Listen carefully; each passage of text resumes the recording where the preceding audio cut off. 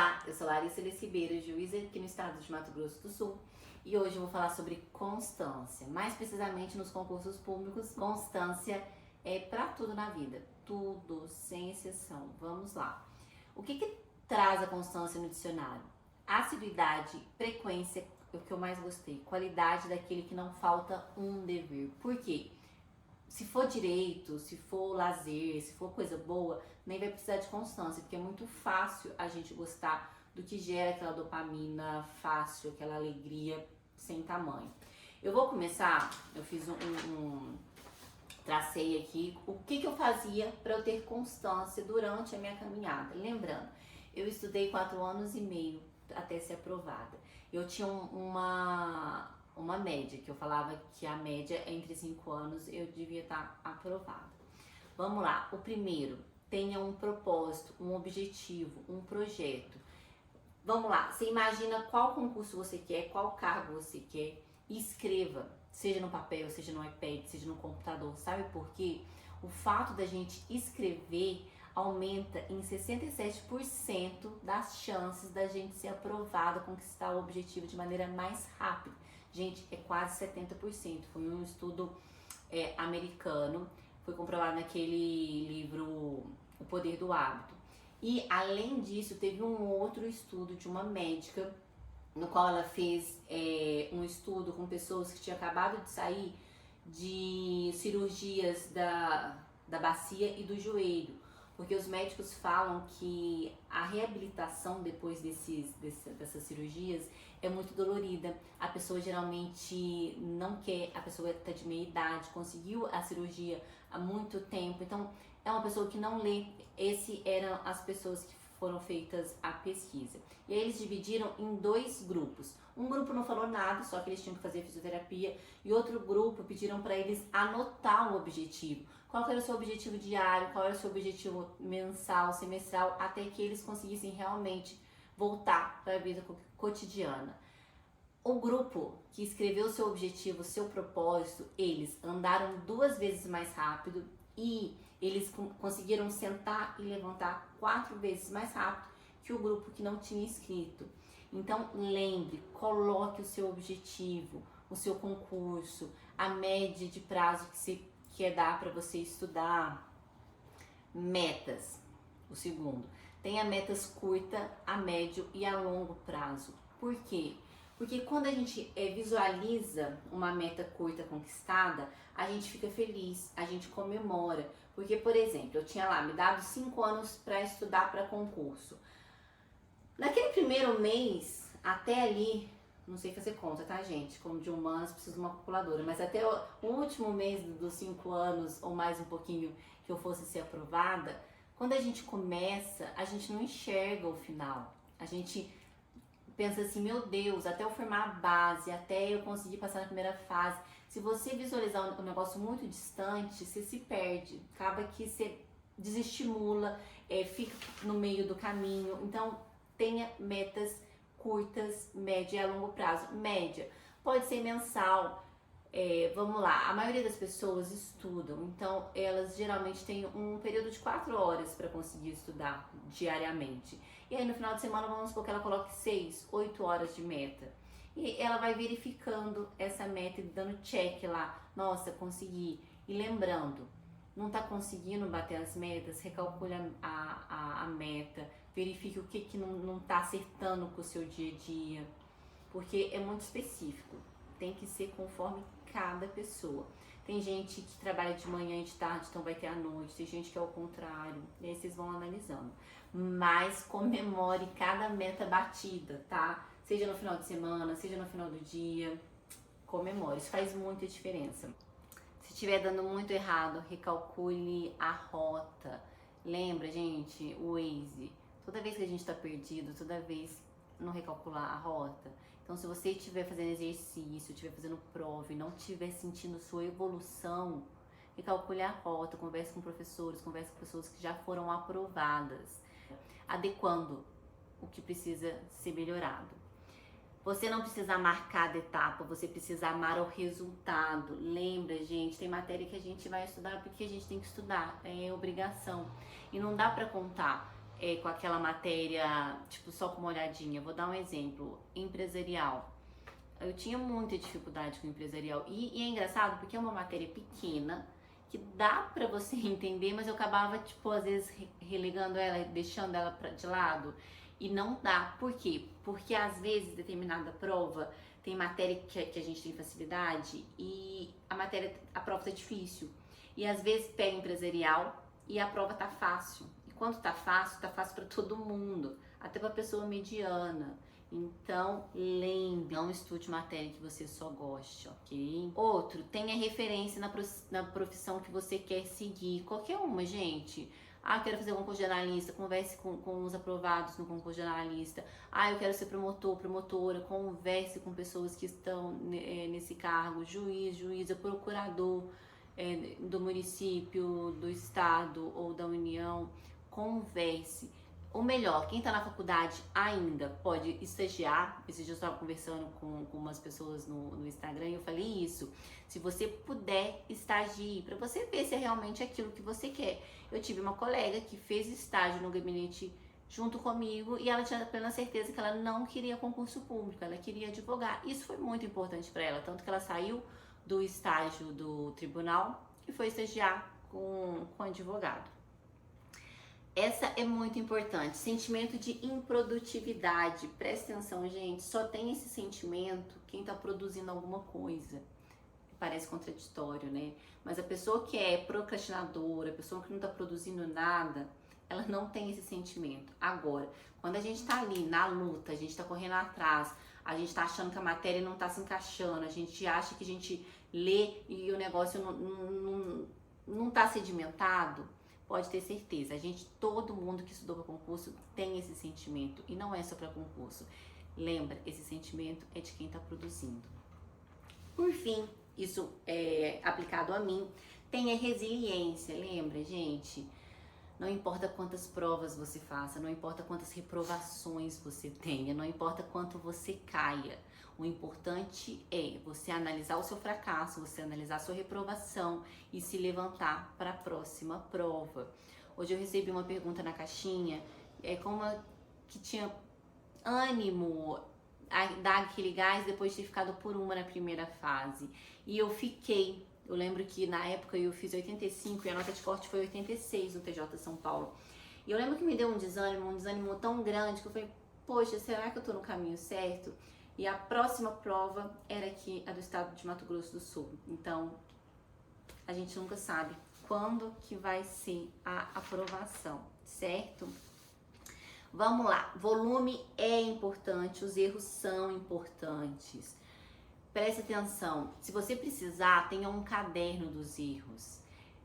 Pega a prova, analisa o que você errou, pega o exercício que você fez, analisa o que você errou, grifa, pega a doutrina, pega a jurisprudência, anota na caneta, sabe? Porque as perguntas, elas se repetem. Então, se você errar uma vez e fizer a correção de maneira detalhada, muito possivelmente, você nunca mais vai errar, gente. E volume, por que volume? Quanto mais você faz, melhor você fica. Faça em casa, simule o dia da prova, é aquela tensão, pega o chocolate que você vai levar, pega uma garrafinha de água, leve a caneta, gente, seja pro seu quartinho lá de estudo, seja pro local que você estiver estudando, simule. Esses dias eu tava lendo um livro que eu achei fantástico, o Michael Phelps, o treinador dele, e isso tem aspectos neurocientíficos, chama treinamento mental e visual. O treinador coach dele lá falava pra ele, isso era desde criança, tá, gente? Desde quando ele treinava, pra ele imaginar a nadada perfeita, tanto na hora de dormir quanto na hora que ele amanhecia. Então ele imaginava o dia como que ele ia ser, o café que ele ia tomar, como que ele ia estar, se ele ia estar nervoso, se ele não ia estar, se ele ia estar suando, como que ele colocava o óculos. E isso tudo refletia no momento da prova. Pensa só, ele não fazia o treino só lá nadando todos os dias, mas ele fazia o treino também de maneira mental. Sobre os erros são importantes. Eu vou ler aquela, eu adoro essa frase, eu sou super fã do Michael Jordan. Errei mais de 9.000 cestas, perdi quase 300 jogos, Em 26 finais de partidas, fui encarregado de jogar a bola que venceria o jogo e falhei. Eu tenho uma história repleta de falhas e fracassos em minha vida. Presta atenção, gente, se o Michael Jordan teve esse monte de fracasso e foi e é o fenômeno, por que que você que tá aí prestando prova quer prestar uma e falar, putz, passei? Não tem, gente, não tem. Às vezes quando eu tava desanimada, o que eu mais fazia era procurar aqueles filmes de motivacional, e eu gostava das histórias reais, aquelas que me mostravam que era possível e em qualquer fase da vida, seja empreendedorismo, seja no concurso, porque a gente motiva com a história dos outros. E outra história recente que a gente acabou de ver, o Elon Musk. Gente, ele acabou de mandar um foguete que em 3 minutos, em menos de 3 minutos, ele explodiu. Sabe o que ele falou? Que foi um sucesso, que ele aprendeu, que no próximo, que ele vai enviar daqui a alguns meses, ele não vai cometer esse erro. Então, aprenda com os seus erros. Não ser aprovado é um fracasso, mas presta atenção, não é isso que te determina. O que determina é o que você vai fazer com esse fracasso. Se você vai aprender com ele e ir para a próxima etapa, ou se você vai parar e desistir.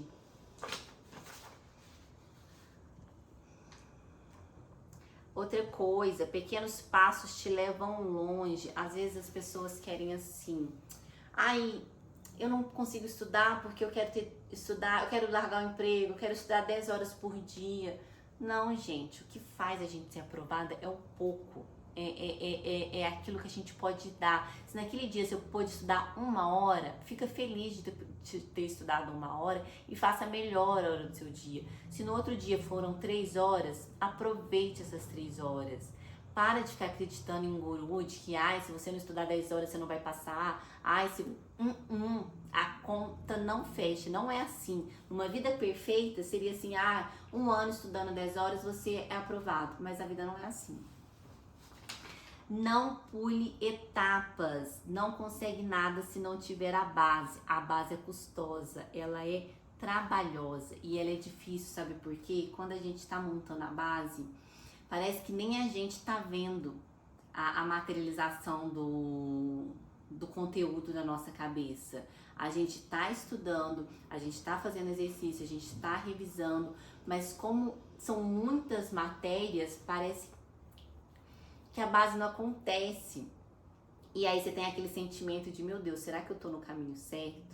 Só que lembra de decotar, de ser coisas pequenas. Por exemplo, você estudou ato administrativo, foi lá, fez o exercício de ato administrativo, dali uma semana revisou, tá ok?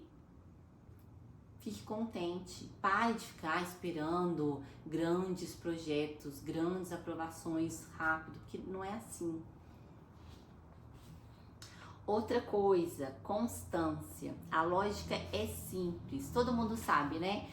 Constância é persistência, é insistir, é não desistir no primeiro problema ou nos problemas posteriores, na reprovação posterior.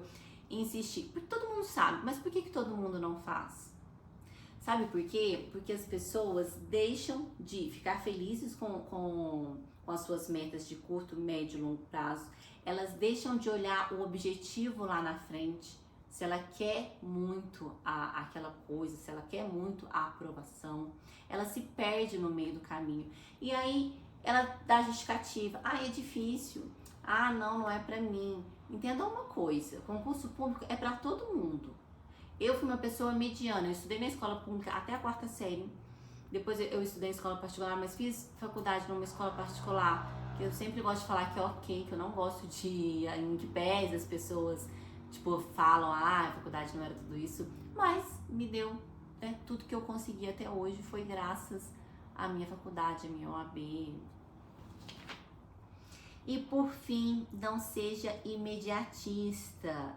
Vocês querem o negócio para ontem, as coisas levam tempo para acontecer. Sabe aquela, nossa, foi de repente? Nossa, a gente viu fulano, passou no concurso? Não é do nada, gente. Na hora que você começa a conversar com a pessoa, ela vai contar a história, ela vai contar os tombos, ela vai contar a vontade de desistir. E o que diferencia uma pessoa aprovada ou não aprovada é que um continuou, mesmo depois de várias reprovações. Eu tive várias reprovações e eu nem contei, gente, as minhas reprovações. Tem gente que conta. Eu nem contei, sabe por quê? Eu tava focada no resultado, eu tava focada em ser aprovada. Duas histórias que eu gosto. Eu tenho várias pra contar, mas senão o vídeo vai ficar longo. Davi. O Davi era um menino pequeno, é um personagem bíblico. O que acontecia com Davi? Jesus escolheu ele para derrotar Golias.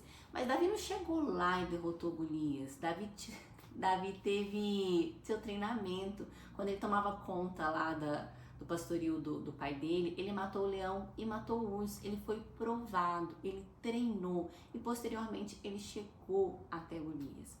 E esses dias eu assisti um podcast de um jogador de beisebol. O repórter falou assim: nossa, as suas jogadas são tão naturais, tão orgânicas, como é que você consegue fazer dessa maneira? Aí ele riu de cantinho de rosto e falou assim: orgânicas, naturais? Pra quem? Eu treino mais de 600 vezes por dia a mesma jogada. Presta atenção, ele treinava em equipe, ele treinava outras jogadas, mas aquela que ele era o astro, ele treinava 10 de 60. Ele não tem nada de orgânico, não tem nada de natural, é muito treino, é muito suor. E da mesma maneira a gente traz pro nosso concurso público. É muito treino, é muito suor. Só sabe o que acontece? A gente sua em casa, sozinho, ninguém vê. O estudo para concurso, ele é solitário.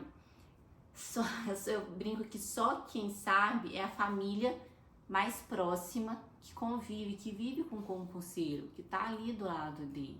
Então, aplique tudo isso que eu falei, das metas, do propósito, de escrever, que vocês vão longe, tá bom? Curta, compartilha e em breve vai ter novos vídeos.